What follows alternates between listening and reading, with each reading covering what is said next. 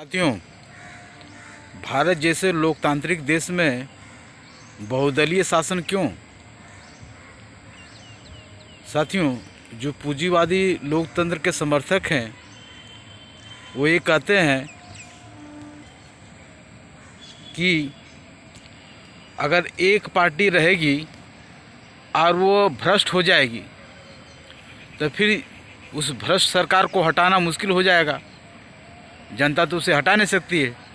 अगर कई पार्टियों का शासन रहेगा, जैसे बहुदलीय सरकार होती है, तो एक पार्टी भ्रष्ट हो गई तो दूसरी पार्टी को जनता वोट के द्वारा लाएगी उस भ्रष्ट पार्टी को हटा करके। तो साथियों, उनसे मेरा ये सवाल है कि कोई पार्टी सत्ता में जाकर भ्रष्ट क्यों हो जाती है, और भ्रष्ट होने का आधार है तब तो इस समाज में वो भ्रष्ट होती है कि ऐसे ही अकारण हो जाता है? तो साथियों, अकारण कुछ नहीं होता। ये गौतम बुद्ध ने बहुत हजारों साल पहले ही कहा था। तो साथियों, भारत जैसे देशों में फिर भ्रष्ट क्यों हो जाती हैं पार्टियाँ?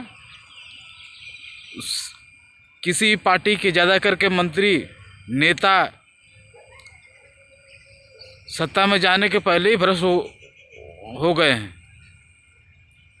और सत्ता में जाने के बाद तो पूछिए मत। दूसरी बात है साथियों, क्या जो सत्ता में जाते हैं, जो नेता पार्टी जिनका सरकार बनती है, क्या वही शासन करते हैं? क्या यह समाज वर्गों में बटा है तो वर्गीय शासन नहीं होता है? देश में असली शासक तो एक वर्ग का दूसरे वर्ग में होता है, अर्थात जो धनी धनाढ़ वर्ग है, पूंजीपति वर्ग है, मजदूर किसान जैसे गरीब वर्ग पर शासन करता है। ये राजनीतिक पार्टियां तो जाकर उनके शासन को मात्र लागू करते हैं। आप एक पार्टी को बदल कर दूसरी पार्टी ला देते हैं, मगर क्या एक वर्ग को बदल कर दूसरे वर्ग को सत्ता में ला सकते हैं? क्या जनता को यह अधिकार है? नहीं, बिल्कुल नहीं। 1950 के बाद तो पार्टियां ही बदलती रही। एक पार्टी को बदल कर दूसरी पार्टी ला के, फिर दूसरी पार्टी भ्रष्ट हो गई तो फिर पहले वाली पार्टी को लाए, फिर तीसरी पार्टी को लाए, चौथे पार्टी को लाए। साथियों, हमारे देश में जाति धर्म में बटा हुआ है, कई जाति धर्म है, और जो है छोटी छोटी जो जाति धर्म की पार्टियां बन गई है। तो इस तरह करके बहुदलीय शासन हो गया है, बहुदलीय पार्टी बन गई है।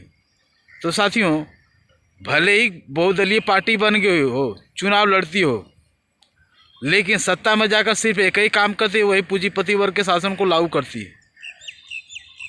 आप देखे होंगे कि चुनाव में भले ही अलग अलग लड़ते हो, मगर जब सरकार बनाने को होते तो सारे पूंजीवादी पार्टियां, जाति धर्म के नाम पर बनी हुई पार्टियां सब इकट्ठे हो जाती है, और सब एक ही काम करते हैं, वह निजीकरण, उदारीकरण, विश्वीकरण जैसे पूंजीवादी साम्राज्यवादी नीतियाँ लागू करते हैं, जो मजदूर किसान के लिए शोषणकारी होता है।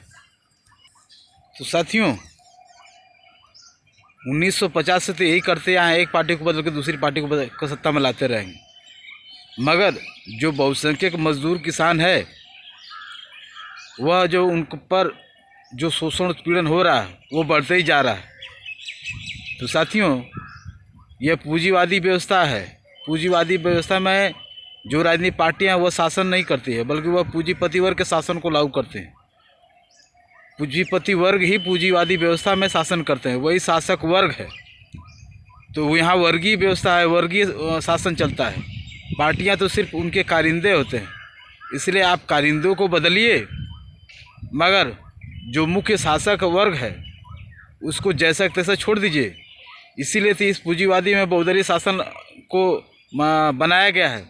एक पार्टी हट गई तो दूसरी पार्टी लाई, तीसरी पार्टी लाई, चौथी पार्टी लाई, माने शासन को पार्टियां में बदलते रहो।